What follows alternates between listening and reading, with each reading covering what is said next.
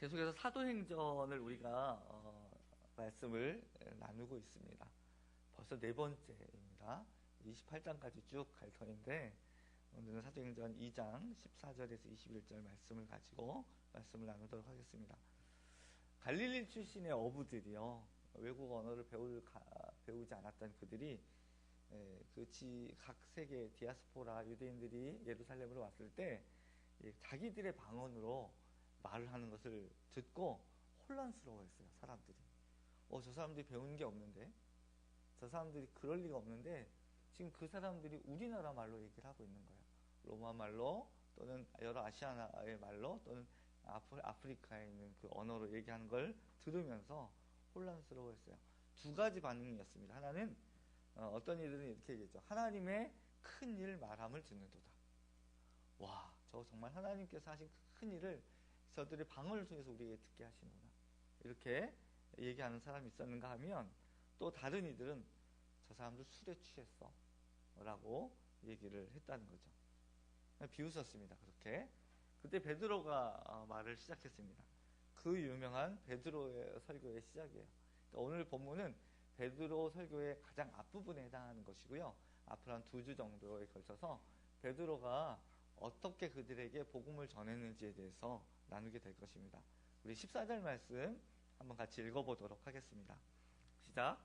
베드로가 11사도와 함께 서서 소리를 높여 이르되, 유대인들과 예루살렘에 사는 모든 사람들아, 이 일을 너희로 알게 할 것이니 내 말에 귀를 기울이라.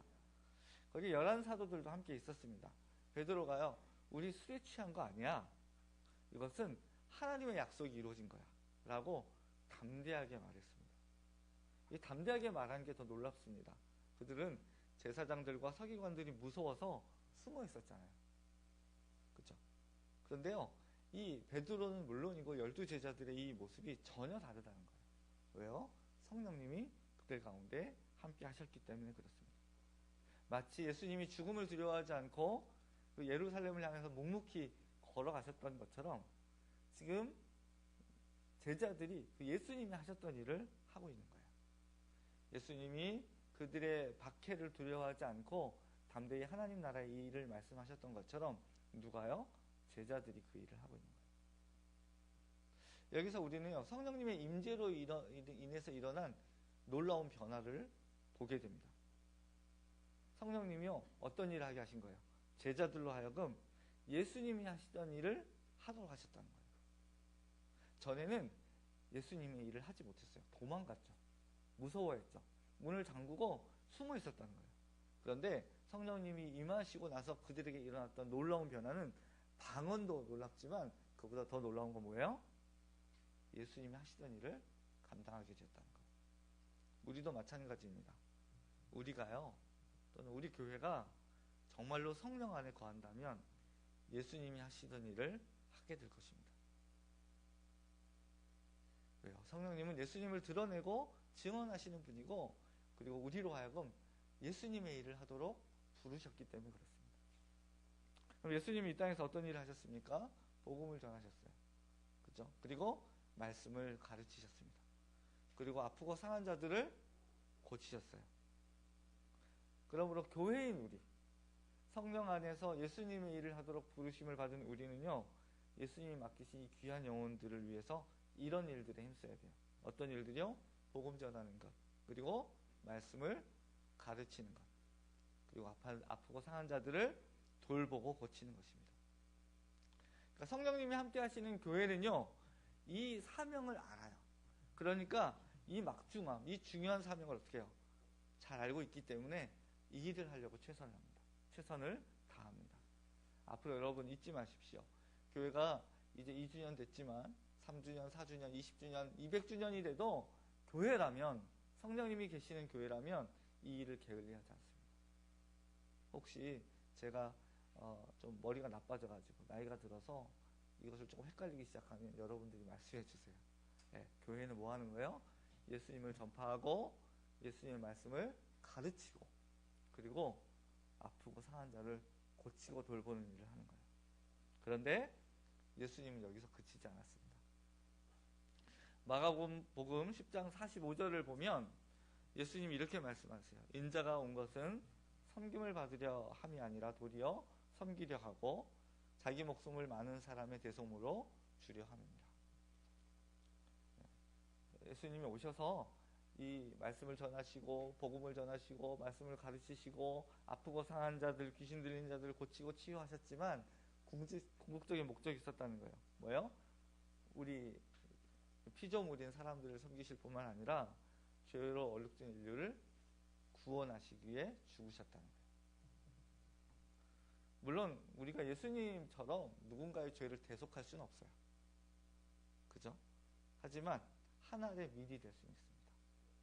예수님은 하늘의 밀이 땅에 떨어져 죽지 아니하면 하늘 그대로 있고 죽으면 많은 열매를 맺느니라고 말씀하셨어요. 물론 이 말씀의 원래 의미는 1차적으로 예수님 자신을 지칭하신 거예요. 그러니까 당신이 이 땅에 죽어 밀알이 되어 많은 열매들을 많은 영혼들을 구원하게 될 것이다 라고 말씀하신 그런 의미이지만 또한 예수 그리스도의 생명을 담지한 우리도 하나의 밀이 될 수 있다는 뜻입니다. 저는 교회인 우리가요, 예수님이 베푸신 사랑과 희생의 이 정신을 가지고 이곳에 존재했으면 좋겠습니다. 예수님이 이 땅에 오셔서 죽으시면서까지 구원하고자 하셨던 그 영혼들을 우리가 잊지 말아야 한다는 거예요. 예수님 맡기신 영혼 구원의 고귀한 사명을 온전히 감당함으로써, 그죠? 있으나마나한 교회가 아니라 꼭 필요한 교회가 되기를 바랍니다. 제가 목사 안수 받을 때 안수를 해주셨던 우리 교단의 총회장님이셨던 그 목사님이 늘 저를 위해서 기도해 주실 때 그런 기도를 하셨어요. 있으나마나 목사가 아니라 꼭 필요한 목사가 되게 해주십시오. 저는 그게 늘 마음에 남아있습니다. 이 세상에 불필요한 목사님이 어디 있겠습니까? 다 귀하게 하나님 쓰임받는 목회자들이고 귀한 분들입니다. 그렇지만 그 말씀이 저한테는 되게 은혜가 됐어요. 목회자인데 있든 없든 상관없는 그런 목회자가 아니라 꼭 필요한 목회자, 하나님 앞에 그런 사람이 됐으면 좋겠다, 이 마음을 품고 있는데, 여러분 우리 교회도 그렇게 됐으면 좋겠습니다. 교회 많지요. 교회 많은데 그 교회마다 하나님 맡기신 일들을 잘 감당하고 있을 줄 믿습니다. 하지만 또 어떤 때는 하나님 마음을 실망시키는 교회가 있을 수 있다는 거예요. 저는 우리 교회가 꼭 필요한 교회가 되길 바랍니다. 하나님께서 정말 기뻐하시는 교회로 세워져 나가는 축복이 있길 바랍니다. 베드로는 오순절 성령 임재를 통해서 놀라운 일이 이 땅에 일어났다라고 이야기합니다. 그리고 세상이 이제부터 말세를 향해서 달려가고 있다. 그리고 말세다, 이렇게 얘기합니다. 17절에 그 말세라는 표현이 그것입니다. 사실 이 말씀은 요엘서의 말씀을 인용한 것인데, 요엘서에는 말세라는 말이 없어요. 마지막 날에 이렇게 돼 있어요. 그래서 여러분 찬양 아시죠? 마지막 날에, 그 찬양이 거기서 온 말씀이거든요. 근데 사도행전을 보면 마지막 날에라는 표현 대신 말세라는 단어를 넣습니다. 17절 함께 읽도록 하겠습니다. 시작. 하나님이 말씀하시기를 말세에 내가 내 영을 모든 육체에 부어주리니 너희 자녀들은 예언할 것이요 너희의 젊은이들은 환상을 보고 너희의 늙은이들은 꿈을 꾸리라. 말세가 시작된 거예요. 제가 군대에 있을 때 안수 집사님이셨던 우리 대대장님이 아침마다 저하고 큐티를 했어요. 군대 작전 회의, 그 장교들이 작전 회의를 하기 전에 저를 30분 정도 대대장실로 늘 부르셨어요. 그럼 이제 가서 대대장님하고 같이 1대1로 큐티를 하는 거예요. 일개 사병이. 되게 영광이죠. 같이 이렇게 큐티를 하는데 그때 한번 이런 질문을 하시더라고요. 그 말세가 언제인 줄 아느냐. 교회에서 배우신 거예요. 배우셨던 거예요. 그래서 제가 말세는 예수님이 오신 때로부터 또 성령님 오신 때로부터 예수님 재림할 때까지입니다, 이렇게 얘기했더니 너무 좋아하시는 거예요. 정확하다고. 그래서 대대장님이 나보다 조금 늦게 배우셨구나, 이 생각을 하면서 넘어갔는데, 아무튼 이 말세는 어때요? 예수님이 오셔서 이제 성령님이 임재하신 이때로부터, 예수님이 오신 이때로부터 언제까지요? 다시 오실 때까지 전체가 뭐예요? 말세라는 거예요. 근데 말세에는요, 우리가 말세에 그러면 되게 안 좋은 느낌과 뉘앙스를 갖지만 말세라도 좋은 게 있어요. 뭐냐면 성령님이 우리 안에 내주하시고 영원히 떠나지 않으신다는 거예요. 내주하시는 게 뭐예요? 우리 안에 사신다는 거예요. 거하셔서. 그리고 영원히 떠나지 않는다는 거예요. 왜 이게 놀랍냐면요, 여러분. 구약의 우리 위대한 믿음의 조상들, 선배들은 이런 경험을 가져보지 못했어요. 특히 사사기 같은 거 보면 우리 삼손이 여호와의 영이 임하여서 갑자기 힘이 막 세졌다 이렇게 얘기하잖아요. 이게 무슨 의미예요? 여호와의 영이 늘 거하지 않았다는 거예요. 하나님께서 필요하실 때 성령이 오셔서 능력을 주시고 그 능력을 행한 이후에는 어떻게 해요? 떠나가신 거예요. 그런데 그 성령이 이제는 어떻게 됐다는 거예요? 우리 안에 거하셔서 영원히 함께 하신다는 거예요. 영원히 떠나지 않는다는 거예요. 얼마나 놀랍습니까? 사실 본문의 이 말씀이 저한테는 개인적으로 많이 힘이 됐어요. 여러분, 성경 말씀을 배울 때마다 깨닫게 되는 것이 무엇입니까? 네.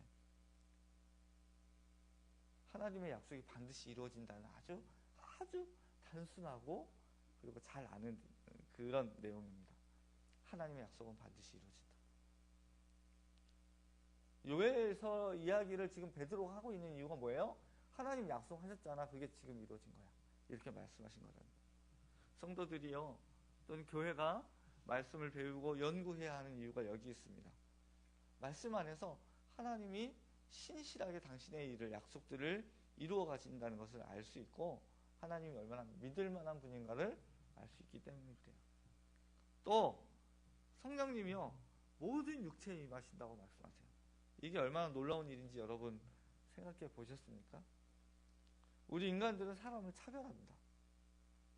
우리는 나이, 성별, 피부색, 물질의 많고 적음, 또는 지식의 많고 적음, 지역, 혈연, 이렇게 사람을 분류해요. 여러분 안 그런 것 같잖아요. 나는 안 그래. 근데 나도 모르게요, 사람을 딱 보면 딱 분류하고 있어요. 아, 저 사람은 잘 사는구나, 못 사는구나. 저 사람은 공부 많이 했구나, 못했구나. 아, 저 사람 동남아에서 왔네. 아, 저 사람 미국인이야. 나도 모르게 마음속에서요, 자동으로 분류가 돼요. 그리고 공평하게 대하지 않습니다. 나보다 좀 세 보이면 약해지고, 내가 좀 셀 것 같으면 하염없이 강해지는 게 우리죠.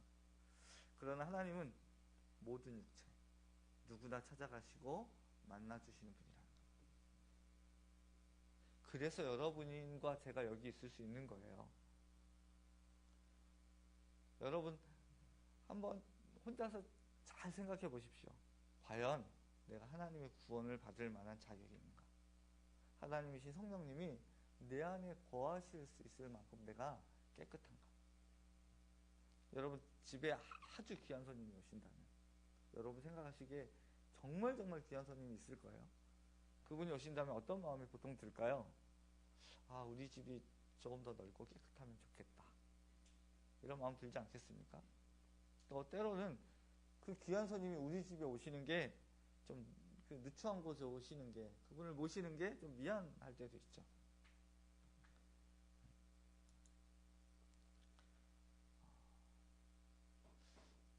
제가 그 다른 교회에서 부목사 생활을 할 때 그 교회에 30년 오신 분이신데 30년 동안 신방을 한 번도 안 받으신 분이 계세요. 이유는 집을 공개할 수 없어요. 왜요?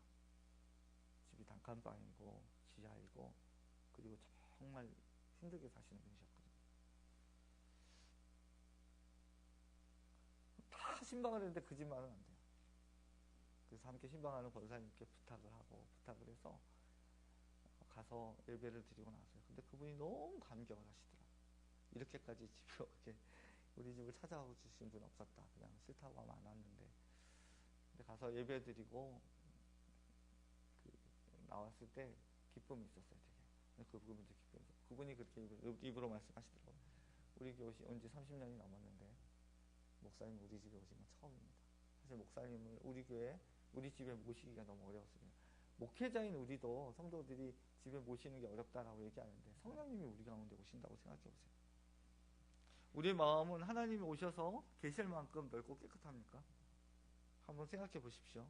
우리 안에는요, 타다가 남은 숯검댕이처럼 뭔가 지저분한 것들, 더러운 생각, 미련한 마음, 어리석은 마음들, 그리고 분노와 여러 가지 것들이 가득 차 있지 않습니까? 여러분, 나이가 들면 좀 저는 젠틀해질 줄 알았어요. 젊었을 때, 어렸을 때는 좀 성질도 있고 꼬장도 부리고, 그리고 옛날 어른들 말로 또 일본어로 곤조라고 하죠. 이런 것도 좀 있다가 나이가 들면 좀 괜찮아질 줄 알았어요. 근데 죄송합니다. 제가 아직 여러분보다는 젊지만 나이 들어봐도 안 그래요. 네, 고칠 수 없는 죄의 근성이 우리 가운데 있는 거예요. 가득 차 있는 거예요. 그런 우리에게도 누가 오신 거예요? 성령님이 오신 거예요. 그러니까 모든 육체에게 오셨다는 건 그래서 의미가 있는 거예요. 다음으로 성령님은 어떤 분이신가? 우리를 고치시는 분입니다. 여러분, 그리스도인이라면 누구나 좋아하는 찬양이 있을 거예요. 여러분도 있으시죠? 되게 찬송가도 많고 복음성가도 많고 찬양이 많은데 특별히 좋아하는 찬양들이 있을 거라는 거예요. 저도 있어요. 그것도 아주 많은 편입니다. 저는 찬양을 잘하지만 잘하지는 못해요. 어떤 의미냐면 찬양을 자주 하고 부르기를 좋아하지만 잘 부르지는 못해요. 근데 그 중에서 저는 찬송가 187장을 빼놓을 수 없어요. 비둘기가 지온이완. 지난주에 우리가 불렀었죠. 많은 교회에서 이 대표 기도가 끝나면 찬양대가 또는 반주로 건반으로 이렇게 이 비둘기 같이 온유한 이 찬양을 이렇게 연주하긴 하지만 그다지 주목받지는 못하는 찬송이에요. 네. 근데 가사는 이렇습니다. 비둘기 같이 온유한 진리의 성령 오셔서 거친 마음 어루만지사 위로와 평화 주소서. 여러분 이 말씀 이 가사를 이렇게 저는 부르며 찬양할 때요. 우리 거칠어져 있는 마음들을요. 누가요? 성령님이 어루만져 주는 거예요. 진리의 빛을 비추사 주의 길 바로 걸으며 네, 주의 길 바로 걷게 하시고 주님을 옆에 모시고 경건히 살게 하소서. 주님과 동행하면서 거룩한 길로 행하며 진리의 예수 붙잡고 길 잃지 않게 하소서. 이건 저에게도 해당하는 말씀이지만 자녀들에게도 네, 주님이 동행해 주셔서 거룩한 길로 행하게 해주십시오. 그리고 진리의 예수님 붙잡고 길 잃지 않게 해주십시오. 네. 이 곡의 가사만큼 이게 성령님이 어떤 분인가, 성령님이 어떤 일을 하시는가에 대한 그런 표현을 잘 이렇게 그려놓은 곡이 별로 없는 것 같아요. 네. 성령님은 우리의 거친 마음을 어루만지시는 분이세요. 항상 상처가 나 있고 불안하고 요동치는 마음에 위로와 평안을 주시는 분이세요. 저는 이 아침에 여러분에게 그런 은혜가 있기를 바랍니다. 성령님은 우리가 진리 안에서 주의 길을 바로 걸을 수 있도록 도와주세요. 얼마나 위험합니까? 이제 막 그 걷기를 배우는 아이가 좀만 걸어가면 넘어지고 자빠지고 고꾸라지고 저러다 머리 다치면 어떡하나, 어디 부러지면 어떡하나, 이래도 아이들이 끝끝내 걸어서 나아가는 것처럼 우리가 주의 길을 바로 걸을 수 있도록 도와주시는 분도 성령님입니다. 또 예수님과 늘 동행하고 거룩한 삶을 살 수 있도록 도우시는 분이 바로 성령입니다. 근데요, 4절이 기가 막힙니다. 연약한 나를 도우사. 여러분의 연약함을 도우시는 거예요. 여러분의 부족한 부분, 아무도 관심 없어요. 나는 이게 힘들어 죽겠는데, 난 이것 때문에 못 살겠는데, 그 연약한 부분을 만지시고 힘주시고 도와주셔서 어디까지요? 하나님 나라에 가기까지, 주님의 품에 안기기까지 나를 도우시는 분, 그게 누구예요? 성령님이다. 여러분, 성령님은 우리의 삶에서 이렇게 중요한 일들을 하시는 분이에요. 그러니까 여러분, 성령님을요 도깨비 방망이처럼 생각하면 안 돼요. 정말 성령님이 우리 안에서 우리 삶에서 하시는 일이 뭡니까? 우리가 점점 더 하나님의 형상을 닮아가도록 하시는 거예요.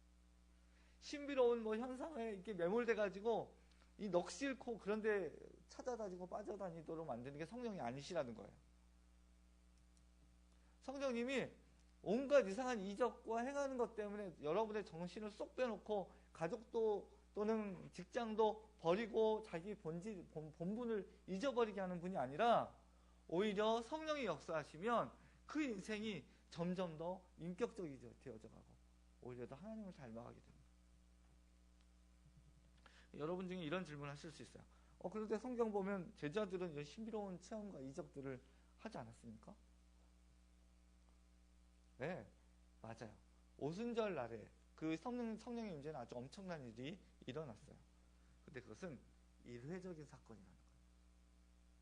여러분 2000년 역사가 지나오면서 사도행전 2장에 있었던 일들은 지금까지 한 번도 일어난 일이 없어요. 오순절은요, 성령님이 임재하셨다라는 것을 공식적으로 알리는 사건이기 때문에 아주 예외적인 거예요. 그래서 고 오카는 목사님은 이렇게 말씀하셨어요. 지난 2000년 동안 기독교 역사상 이와 같은 사례는 더는 찾아볼 수 없습니다. 성령이 이미 교회에 임하셨기 때문입니다. 말구유의 기적이 다시 반복될 수 없는 것처럼 오순절 성령의 역사와 표적은 다시 반복되지 않습니다. 예수님 말구유 사건이 다시 예수님이 아기로 오시지 않잖아요. 그런 것처럼 오순절과 같은 동일한 사건은 더 이상 일어나지 않는다는 거예요. 대신 성령의 역사는 계속해서 진행되는 거예요. 동일하지 않지. 그러니까 이런 신비로운 현상과 상황에 집착하지 말라는 거예요. 오히려 성령님은 이제 어떻게 일하시는 거예요? 아주 부드럽고 하지만 강하게. 그 용어를 잘 정리한 한 단어가 있어요. 온유함입니다. 온유함. 아주 강력한 힘을 가지고 있지만 그걸 통제할 수 있는 거예요. 축구 선수 황희찬 선수가 많이 욕을 먹는 게 뭐예요? 정말 저돌적으로 막 골대 앞까지 달려가지고 뻥 차는데 밖으로 날아가 버려요. 왜요? 힘 조절을 못해요. 예, 천천히 차야 될 땐 천천히 차야 되는데 세게 차버리는 거예요. 그건 온유가 아니에요. 온유는 뭐예요? 그 능력이 있어요. 능력이 있는데 그것을 통제할 수 있을 때는 톡 차서 통제할 수 있어요. 우리도 있죠. 능력이 있어요. 배운 것도 있고 또는 물질도 있고 여러분이 인생을 살아가면서 경험도 있어요. 그것이 여러분 안에 가득 차 있지만 이걸 자기가 통제할 수 있어요. 이게 온유입니다. 성령의 역사는 그렇게 일어나요. 성령의 역사에 대한 잘못된 환상에 빠져서 하나님이 주신 현실을 소홀히 하지 않게 되길 바랍니다. 성령님은 현실이라고 하는 하나님의 세계, 이 현실이 하나님의 세계라는 거예요. 그곳에서 당신이 살아계심을 드러내기 원하신다는 거예요. 그러니까 진정한 성령의 역사는요, 죄에서 돌이켜 구별된 삶을 사는 거예요. 그리고 하나님의 거룩하심을 닮아가는 것, 이게 성령의 진짜 능력이라는 거예요. 그리고 하나님 성령을 부어주시겠다고 말씀해요. 성령님을 물처럼 부어주시겠다고 하니 좀 이해가 안 되죠. 왜요? 성령님은 물이 아니잖아요. 그죠? 기름이 아니잖아요. 성령님은 하나님이시잖아요. 근데 성경을 여러분 꼼꼼히 읽어보시면 이 표현이 매우 자주 사용이 되는 걸 알 수 있어요. 그러니까 이 용어는요, 성령님의 존재에 대한 정의가 아니에요.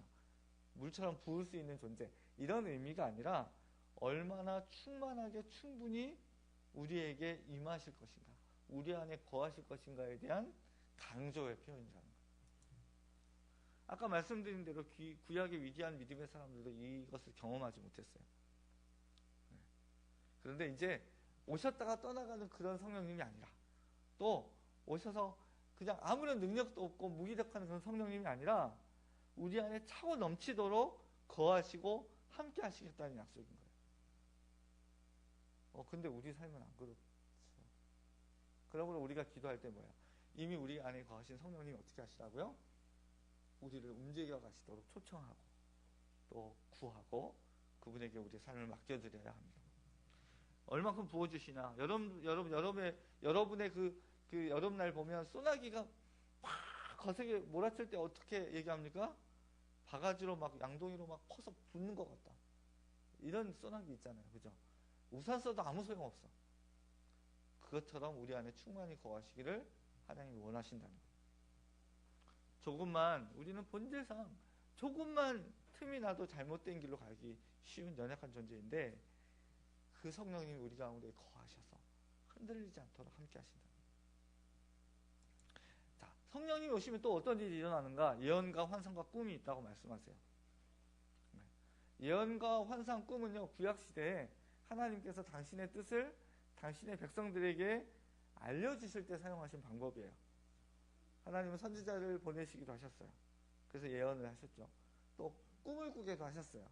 우리 누가 제일 유명합니까? 요셉. 그렇죠. 또 환상을 통해서, 이 환상은 이상한 것이 얼룩얼룩한 게 아니라 하나님의 비전을 보여주신 거예요. 네, 다니엘과 같이 그런 계획을 알려주시기도 하셨다는 거예요. 그때는 언제예요? 근데 성경이 아직 갖춰지기 전이었다는 거예요. 그렇기 때문에 구약의 요엘서에서 환상, 꿈, 예언이라는 표현을 쓴 거예요. 그런데 하나님의 계획과 뜻이 이제 명백하게 나타난 게 있어요. 그것이 무엇입니까? 성경입니다. 그러니까 우리가 이걸 그대로 받아들이게 되면 오해할 수 있어요. 예언, 환상, 꿈을 통해서 우리가 하나님의 뜻을 알 수 있다고 성경이 말씀하는 게 아니에요. 구약의 요엘서에서는 그게 맞아요. 그런데 사도행전으로 오면서 그리고 오늘날 우리에게 오면서부터는 뭐예요? 성경을 통하여 하나님의 뜻과 계획을 알 수 있다고 말씀하고 있다는 거예요. 그러므로 예언, 환상, 꿈은 결국 하나님의 말씀을 의미한다는 거예요. 말씀을 읽고 묵상하고 배울 때 그 안에서 날마다 새로운 깨달음과 지혜를 주시고 당신의 백성들이 그리스도 안에서 온전한 삶을 살 수 있도록 가르치신다는 거예요. 그러니까 여러분 어젯밤 꿈 때문에 혼란하셔서는 안 돼요. 어제 꿈꾼 것 때문에 기분 좋아할 필요도 없고 뭐 좋은 거면 좋아할 필요는 있습니다만 나쁜 거 악몽 꾸고요. 또 이상한 꿈 꾸고 마음 혼란할 필요 하나도 없어요. 그 꿈이 여러분의 인생을 어떻게 하지 못해요. 정신이 멍청한 상태에서 보았던 뭐 이상과 환상들을 보고 하나님이 주신 거라고 착각해서도 안 됩니다. 또 어떤 이들은요 예언의 은사를 받았다며 막 얘기하는 분들이 있어요. 그런 가르침에도 흔들리지 마십시오. 여러분에게는 어떤 예언보다도 어떤 환상보다도 어떤 꿈보다도 확실한 주의 말씀이 주어졌기 때문에 그렇습니다. 만약 우리에게 중요한 결단이나 결정이 필요할 때가 있어요. 그죠? 그럴 때는요 하나님이 말씀을 통해 또 기도하는 가운데 또 성실하게 신앙생활하는 가운데 여러 가지 방법으로 우리에게 길을 알려주세요. 누가요? 성령님.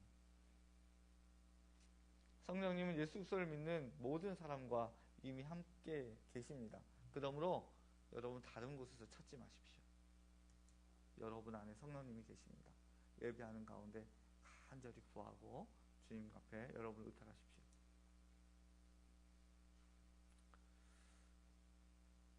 오늘 보면은요 사실 두 가지 얘기를 하고 있어요. 하나는 뭐냐면 오순절 성령 사건에 대한 임재가 이루어졌다.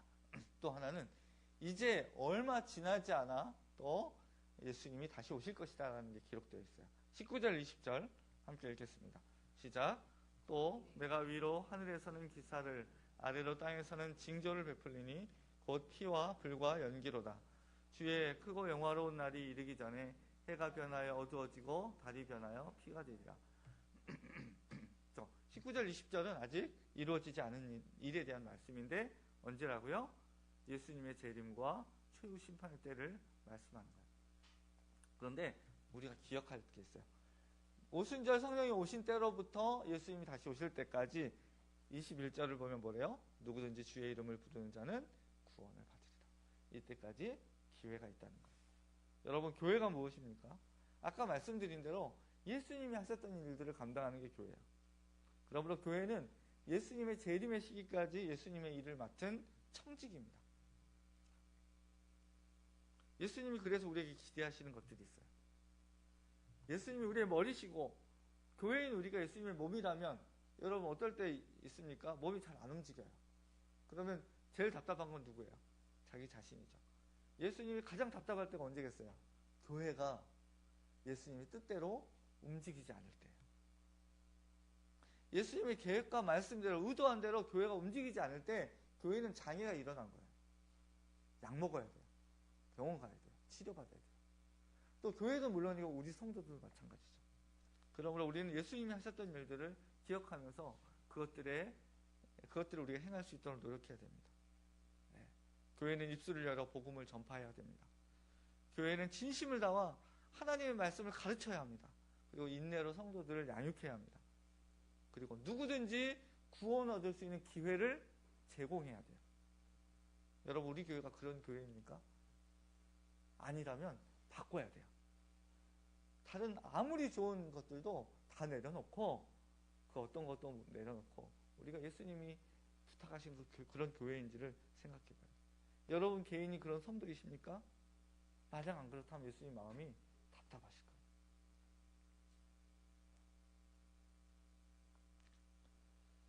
성령님이 함께 하셔서 누구든지 주의 이름을 부르는 자는 구원을 받을 수 있는 기회가 여러분과 우리를 통해 이루어지게 되길 바랍니다.